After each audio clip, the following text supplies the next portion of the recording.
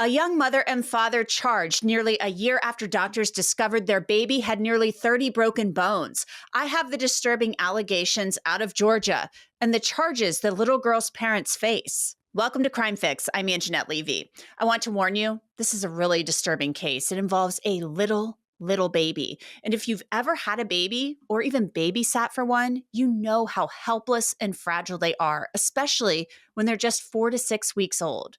Their parents are supposed to protect them, but police in Rome, Georgia, northwest of Atlanta, say that didn't happen with a 6-week-old baby girl, and now her parents are facing felony charges. Shane Moore and Savannah Cox are the parents to the little girl, who's now probably about 18 months old. In February of 2024, police say that Savannah Cox and her mother showed up at a hospital with Savannah's 6-week-old daughter, and the baby had significant injuries. A police report states, upon arrival, I spoke with a nurse at Floyd. She advised that the mother, Savannah Carol Louise Cox, and the great-grandmother had brought in the infant earlier. The staff observed that the right femur appeared broken and that there was bruising on the right side of the baby's face. The nurse further advised that the grandmother and the grandfather had left before my arrival and had gone outside. Now, the right femur, that's the bone in your thigh. So this is a 6-week-old baby girl that had a broken thigh bone. Can you imagine? What on earth could a baby be doing to break a femur? And she also had bruising on her face. The police report continues. I then went into the private room and spoke with Savannah and her mom. I was able to observe the baby resting on Savannah and could see clear bruising on the right side of the face, and a leg appeared to be swollen. Now, you saw there, the officer documented that he saw injuries, swelling to the baby's leg and bruising on the baby's face. The officer had to be thinking, this is not normal.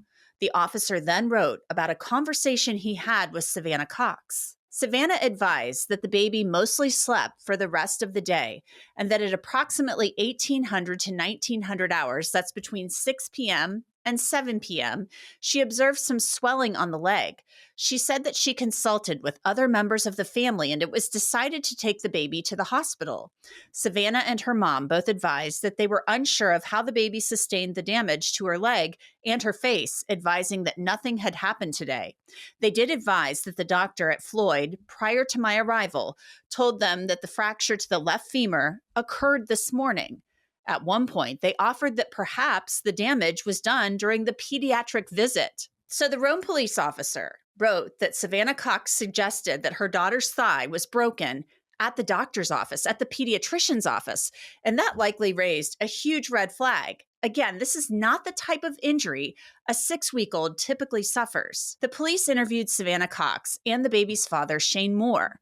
They lived with Shane's parents. The police report goes on to say that the nurse at the hospital called police and said a full body scan of the couple's baby revealed a number of injuries in different areas of the body and stages of healing. The police report lists the injuries as a displaced fracture on the right scapula. That's a bone in the upper back. A healed or healing fracture of distal right humerus. That's a bone in the upper arm. A fracture of the right femur. There were also injuries to the left femur and fractures that had healed in the tibia and fibula. Those are the bones in the lower leg. The report goes on to say there was subtle, nonspecific irregularity of head distal radius, which means an injury to the wrist, and a lesion over the 5th rib. As I mentioned, police said some of these injuries were healed or healing, while the injury to the right femur was brand new. Police were concerned and called the Department for Children and Family Services and removed the baby's older sister from the home and had her examined for possible injuries. Then just recently, nearly a year after Savannah Cox took her baby girl to the hospital, she and Shane Moore, they were taken into custody. They were both charged with first-degree cruelty to children and aggravated battery. The arrest warrant for Savannah Cox states, the accused did commit the offense of cruelty to children in the first degree when she caused injuries to her infant child between the dates of January 15, 2024 and February 7, 2024. The accused was one of 2 primary caregivers to the 6-week-old infant. The victim sustained 29 fractured bones during the above stated time frame. So the warrant claims the baby suffered those 29 bone fractures during a period of less than 1 month, from January 15th to February 7th. The warrant for aggravated battery is similar, stating the accused did commit the offense of aggravated battery when she caused injuries to her infant child between the dates of January 15th, 2024 and February 7th, 2024. The accused was one of 2 primary caregivers to their 6-week-old infant. The victim sustained 29 fractured bones during the above stated time frame. The infant child had to be placed into a harness to limit movement while her leg injuries healed. The arrest affidavit for Shane Moore essentially says the same thing. So I want to bring in Sam Bassett. He's a criminal defense attorney in Austin, Texas. Sam, this case, as a parent, is just unbelievable to me. Obviously, these are allegations at this point. They have to be proven in a court of law. But your first thoughts? I mean, we have a case where a child, a 6-week-old baby girl, was brought into the hospital by her mother on February 7th of 2024. And yet it took almost a year for these charges to be filed. So why did it take so long? I have no idea. It's a little bit unusual that at the time the child was treated medically, that the authorities weren't called by the medical staff or the doctors. That's a head scratcher. So let's go through a little bit of what happened here. So we have the child being brought in, the little girl, 6-week-old baby girl brought in by her mother and her grandmother to the hospital. And they say that, she had a broken femur. I mean, that's a thigh bone, Sam. This is a thigh bone on a baby. And, that's a pretty significant injury. Plus, they said bruising on the side of the face. So this obviously raised some red flags. The nurses call the cops and they're like, what's going on here? And so they do a full body scan on this baby and they see that there are 29 fractures in different areas of the body. I mean, upper arm, wrist, tibia, fibula, those are the bones in the lower leg. I mean, that's a lot of injury there. So it sounds like they believe that this baby from January 15th to February 7th was enduring a lot of abuse. I mean, to have that many fractures in different states of healing. It definitely looks bad for the defense in many ways. This case is going to turn on medical experts who treat very young children and babies. The only defensive issue that comes to mind is if there was a particularly unusual or difficult childbirth issue that could have caused some of the fracturing. But again, experts that are far smarter than I am on these issues will have to kind of analyze this and determine, can it be conclusively proven that this was not any sort of a result of a childbirth process or a medical process that was particularly difficult when the child was born. Wouldn't they have looked at that, though? I mean, wouldn't that have been documented if this was a difficult childbirth, that mom had a really, really hard time, and that this baby would have, this infant, this newborn, would have suffered possibly some horrific injuries during childbirth? I mean, if you're having a rough labor, I would think that they would have, first of all, done a C-section if it was that bad. And second of all, you get the baby out of, the birth canal during delivery. And then they do a full rundown, a workup of the baby to make sure that the baby is healthy. Absolutely. I think that's correct. It'll be interesting to see how the scientific or medical evidence develops in the case, but it doesn't look good for the defendants. And also you have the situation where you have both parents. Will one turn on the other? Will they talk about who did this? Does the other parent know if one parent did this, or did they both do this, assuming something bad happened in their household with this child? It's a very sad case. Yeah, it's a very, very sad case. I mean, this is a 6-week-old baby. Mom, Savannah Cox, and Shane Moore, the father of the baby, they are apparently living, I believe, with his parents. And so they're all living in this house together. And on Facebook, everybody looks happy, of course, because that's how Facebook is. That's how social media is. Nobody really puts like pictures of themselves looking really unhappy on Facebook. and other social media platforms. But they basically say Savannah, mom, newborn, mother to this newborn, this 6-week-old, suggests that the baby, according to her, was asleep much of the day. And then 6 or 7 p.m., she sees swelling on the baby's leg. And then she suggests that they were at the doctor earlier in the day and that the baby's femur, the thigh bone was possibly broken at the doctor's office. I mean, how in the world? I mean, of course, they're going to go to the doctor's office and be like, hey, you guys saw the, little baby here earlier in the day. They're going to go to the pediatrician and say, what did the baby look like when the baby was here? I mean, suggesting, if that is indeed the case, that the baby was injured and suffered a broken thigh bone at the pediatrician's office. I mean, wow. That's something I have not heard before. Right. That's a very novel explanation for something that looks very suspicious.